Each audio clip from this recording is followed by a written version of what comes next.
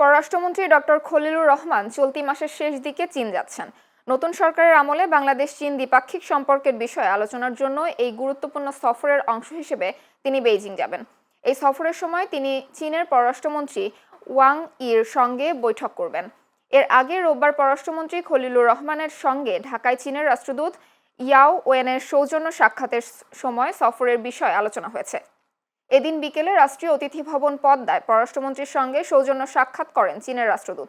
উল্লেখ্য, গত 17 ফেব্রুয়ারি খলিলুর রহমান বাংলাদেশের নতুন পররাষ্ট্রমন্ত্রী হিসেবে দায়িত্ব নেওয়ার পর তাকে অভিনন্দন জানান চীনের পররাষ্ট্রমন্ত্রী ও কমিউনিস্ট পার্টির কেন্দ্রীয় কমিটির পলিট ব্যুরোর সদস্য ওয়াং ই। তেল সংকটে রাজধানীর বিভিন্ন ফিলিং স্টেশনের চিত্র অপরিবর্তিত। বেশিরভাগ পাম্প বন্ধ, আর যেসব পাম্পে তেল মিলছে সেখানে দীর্ঘ লাইন। জ্বালানি তেলের মজুদ পর্যাপ্ত আছে সরকারের পক্ষ থেকে বারবার বলা হলেও মানুষের আতঙ্ক কাটছে না। তীব্র গরম উপেক্ষা করে দীর্ঘ সময় অপেক্ষা করে তেল নিতে হচ্ছে সবাইকে। অনেকেই মধ্যরাত থেকে তেলের অপেক্ষা করছেন। ইরানে যুক্তরাষ্ট্র ইসরায়েলের যৌথ হামলার পর শুরু হওয়া যুদ্ধের ফলে বিশ্বব্যাপী সৃষ্ট তেল সংকটের প্রভাব পড়েছে বাংলাদেশেও। রাজধানীর কল্যাণপুরে জাহাজবাড়ি নামে ভবনে জঙ্গি নাটক সাজিয়ে 9 তরুণকে হত্যার ঘটনায় মানবতাবিরোধী অপরাধের মামলায় ক্ষমতাচ্যুত প্রধানমন্ত্রী শেখ হাসিনা সহ 8 জনের বিরুদ্ধে অভিযোগ গঠনের বিষয়ে শুনানি আজ। এদিন আন্তর্জাতিক অপরাধ ট্রাইব্যুনাল 1-এর চেয়ারম্যান বিচারপতি মোহাম্মদ গোলাম মর্তুজা মজুমদারের নেতৃত্বাধীন 3 সদস্যের বিচারিক প্যানেলে শুনানি অনুষ্ঠিত হয়। প্যানেলের অপর সদস্যরা বিচারপতি মোহাম্মদ শফিউল আলম মাহমুদ ও বিচারক মোহাম্মদ মহিতুল হক এনাম চৌধুরী। গত 8 মার্চ এ মামলায় পলাতক 6 আসামির পক্ষে স্টেট ডিফেন্স নিয়োগের আবেদন করেন প্রসিকিউটর গাজী MH তামিম। একই সঙ্গে শুনানির জন্য সময় চান। এরই ধারাবাহিকতায় আজ অভিযোগ গঠন নিয়ে শুনানি হয়। সারা দেশের উচ্চ ঝুঁকিপূর্ণ 30টি উপজেলায় চলছে দ্বিতীয় দিনের মতো জরুরি হাম রুবেলার টিকাদান কর্মসূচি। আজ সকাল 9টায় শুরু হয় টিকাদান কর্মসূচি, চলবে বিকেল 5টা পর্যন্ত। এসব এলাকার আগের টিকাদান কেন্দ্রগুলো ছাড়াও স্থানীয়ভাবে নির্ধারিত স্থান, স্কুল ও কমিউনিটি সেন্টারে এই কার্যক্রম পরিচালিত হচ্ছে। এদিনে একদিনে হাম আক্রান্ত ও এ রোগের লক্ষণ নিয়ে 12 জন শিশু প্রাণ হারিয়েছে বলে নিশ্চিত করেছে স্বাস্থ্য অধিদপ্তর। অধিদপ্তরের নিয়মিত বিজ্ঞপ্তিতে আরও জানানো হয়, এর মধ্যে 2 জন হাম আক্রান্ত ছিলেন এবং 10 জন মারা গেছেন উপসর্গ নিয়ে। একই সময় নতুন করে 54 জনের শরীরে হাম শনাক্ত হয়েছে। এছাড়া 984 জন লক্ষণ নিয়ে হাসপাতালে আসে, যাদের মধ্যে 654 জনকে ভর্তি করা হয়েছে। প্রধানমন্ত্রী তারেক রহমানের নেতৃত্বাধীন বিএনপি সরকারের প্রথম জাতীয় অর্থনৈতিক পরিষদের নির্বাহী কমিটির সভা অনুষ্ঠিত হয়েছে।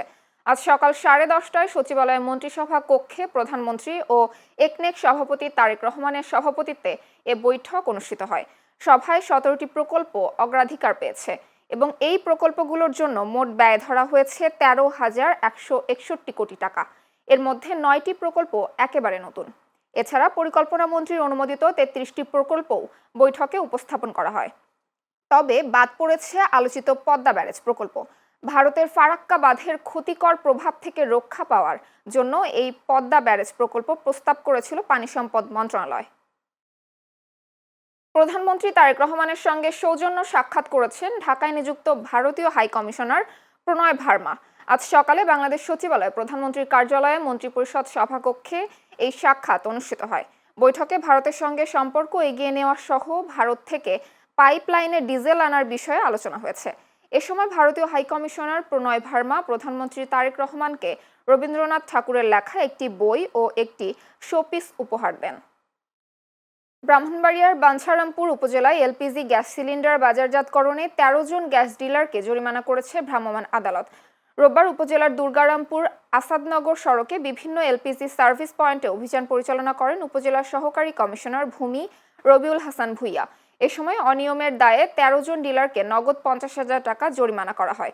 উপজেলা সহকারী কমিশনার ভূমি রবিউল হাসান ভুইয়া বলেন, গ্যাস ব্যবসায় কোনো ধরনের সিন্ডিকেট বা অনিয়ম করলে আইনি ব্যবস্থা নেওয়া হবে।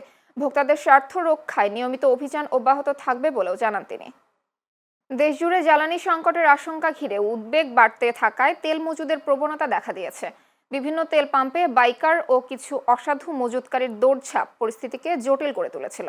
এমন প্রেক্ষাপটে প্রশাসনের নেওয়া নতুন উদ্যোগ ফুয়েল কার্ড ব্যবস্থা এনেছে শৃঙ্খলা ও স্বস্তি।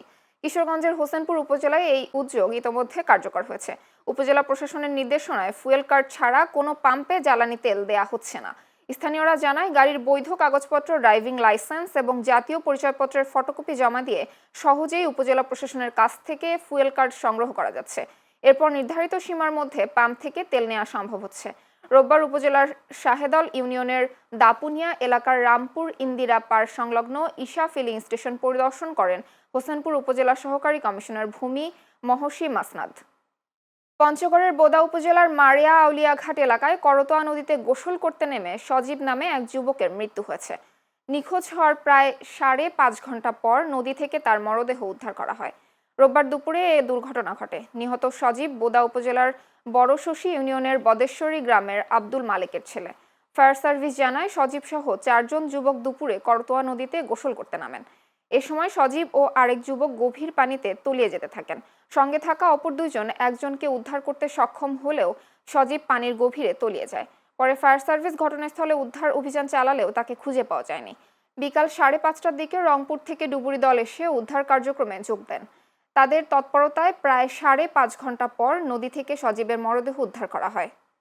বাংলাদেশের স্পোর্টসকে তৃণমূল পর্যায়ে ছড়িয়ে দেওয়ার লক্ষ্য নিয়ে আগামী 30 এপ্রিল সিলেট থেকে দেশের 64 জেলায় একযোগে প্রধানমন্ত্রী তারেক রহমান নতুন করে স্পোর্টস উদ্বোধন করবেন বলে জানিয়েছেন যুব ও ক্রীড়া প্রতিমন্ত্রী আমিনুল হক। রোববার বিকেলে আশুলিয়ায় বাংলাদেশ ক্রীড়া শিক্ষা প্রতিষ্ঠান বিকেএসপি পরিদর্শন শেষে তিনি একথা জানান।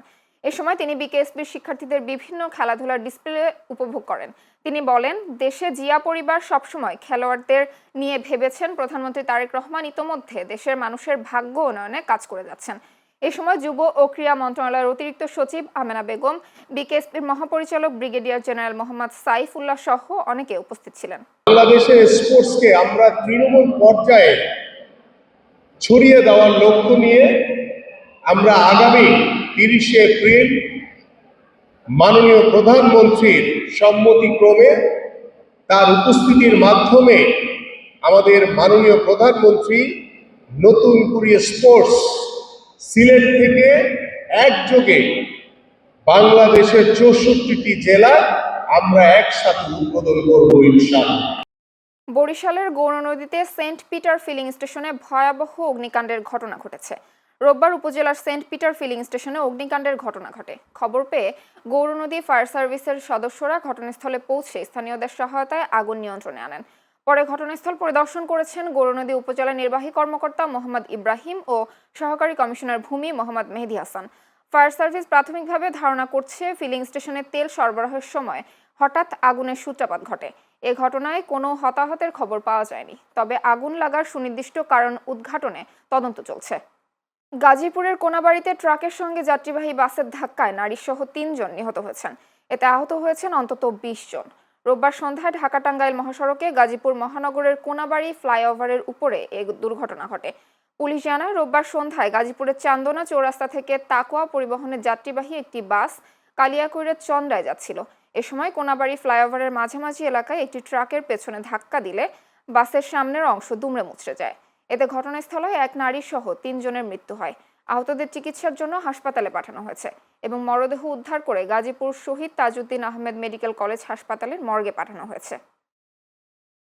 স্বরাষ্ট্রমন্ত্রীর নাম ব্যবহার করে প্রতারণা ও চাঁদাবাজির অভিযোগে চট্টগ্রামের পটিয়া থেকে রিয়াদ বিন সেলিম নামে এক যুবককে আটক করেছে চট্টগ্রাম জেলা পুলিশ। রোববার সংবাদ সম্মেলনে চট্টগ্রাম রেঞ্জের ডিআইজি মোহাম্মদ মনিরুজ্জামান বলেন, আটক যুবক স্বরাষ্ট্রমন্ত্রী সহ রাষ্ট্রের শীর্ষ ব্যক্তিদের নাম ভাঙিয়ে প্রতারণা করে আসছিল। পটিয়া পৌরসভার 6 নম্বর ওয়ার্ডের পাইকপাড়ার নিজ বাসা থেকে রিয়াদ বিন সেলিমকে আটক করা হয়। এ সময় তার কাছ থেকে প্রতারণার কাজে ব্যবহার করা বিভিন্ন উচ্চ পদস্থ কর্মকর্তার নামে ID card, monitoring cell card, walkie talkie সহ বিভিন্ন সরঞ্জাম জব্দ করা হয়। পুলিশ বলছে, রিয়াদ বিন সেলিম ফেসবুক আইডিতে সরকারের শীর্ষ ব্যক্তি ও মন্ত্রীদের সঙ্গে ঘনিষ্ঠতার ছবি পোস্ট করে জনসাধারণকে বিভ্রান্ত ও প্রতারিত করে আসছিল। আটক ব্যক্তির বিরুদ্ধে স্বরাষ্ট্র মন্ত্রণালয়ের প্রোটোকল শাখার ভুয়া আইডি কার্ড তৈরি করে বাণিজ্য করার অভিযোগও রয়েছে। পরে ভুক্তভোগী কামরুল হাসানের অভিযোগের ভিত্তিতে পুলিশের নজরে আসে রিয়াদের কর্মকাণ্ড। মৌলভীবাজারে জাতীয় আন্তর্জাতিক ক্রীড়া দিবস উদযাপন উপলক্ষে বর্ণাঢ্য র্যালি ও আলোচনা সভা অনুষ্ঠিত হয়েছে। সোমবার সকালে জেলা প্রশাসনের আয়োজনে জেলা প্রশাসকের কার্যালয় প্রাঙ্গণ থেকে একটি র্যালি বের করা হয়। র্যালিতে বিভিন্ন শিক্ষা প্রতিষ্ঠানের শিক্ষার্থী, ক্রীড়া সংগঠক, খেলোয়াড় এবং সামাজিক সংগঠনের প্রতিনিধিরা অংশ নেন। র্যালি শেষে জেলা প্রশাসকের সম্মেলন কক্ষে আলোচনা সভা অনুষ্ঠিত হয়। সভায় প্রধান অতিথি ছিলেন জেলা প্রশাসক তৌহিদুজ্জামান পাভেল। সারা দেশের মতো নওগাঁ জেলাতেও দেখা দিয়েছে জ্বালানি তেলের সংকট। চাহিদা অনুযায়ী তেল সরবরাহ না থাকায় ফিলিং স্টেশনগুলোতে ভোগান্তিতে পড়েছেন যানবাহন চালকরা। জেলার বিভিন্ন ফিলিং স্টেশনে তেল পেতে দীর্ঘ সময় লাইনে দাঁড়িয়ে থাকতে হচ্ছে চালকদের। অনেকেই তেলের আশায় এক স্টেশন থেকে আরেক স্টেশনে ছুটছেন। ফিলিং স্টেশন মালিকদের দাবি, জেলায় 56টি স্টেশনের বেশিরভাগ স্টেশনে প্রতিদিন গড়ে প্রায় 10,000 লিটার করে জ্বালানি তেলের চাহিদা থাকলেও ডিপো থেকে সরবরাহ করা হচ্ছে প্রায় 60%। ফলে তৈরি হয়েছে তীব্র সংকট। পরিস্থিতি নিয়ন্ত্রণে রাখতে সরকারের পক্ষ থেকে ট্যাগ অফিসার নিয়োগ করা হয়েছে। পাশাপাশি আইন শৃঙ্খলা পরিস্থিতি স্বাভাবিক রাখতে পুলিশও মোতায়েন করা হয়েছে। জামালপুরে জ্বালানি তেল বিক্রির খবর সামাজিক যোগাযোগ মাধ্যমে ছড়িয়ে পড়ার পর জামালপুরের ইসলামপুরে মেসার্স ঝর্ণা ফিলিং স্টেশনে ভিড় করছেন শতাধিক মোটরসাইকেল চালকরা। তবে দীর্ঘ সময় অপেক্ষার পরও তেল না পেয়ে ক্ষুব্ধ হয়ে তারা সড়ক অবরোধ করেন। সোমবার সকালে ইসলামপুরের ঝর্ণা ফিলিং স্টেশনের সামনে দেওয়ানগঞ্জ জামালপুর আঞ্চলিক সড়কে গাছের গুঁড়ি ফেলে অবরোধ সৃষ্টি করেন তারা। এতে ভোগান্তিতে পড়েন সাধারণ যাত্রীরা। স্থানীয়রা জানান, সকালে ফেসবুকে তেল সরবরাহের খবর ছড়িয়ে পড়লে মোটরসাইকেল চালকরা লাইনে দাঁড়ান, কিন্তু পাম্প বন্ধ থাকায় কোনো তেল সরবরাহ করা হয়নি। খবর পেয়ে পুলিশ ও সেনাবাহিনী ঘটনাস্থলে গিয়ে পরিস্থিতি নিয়ন্ত্রণে আনেন।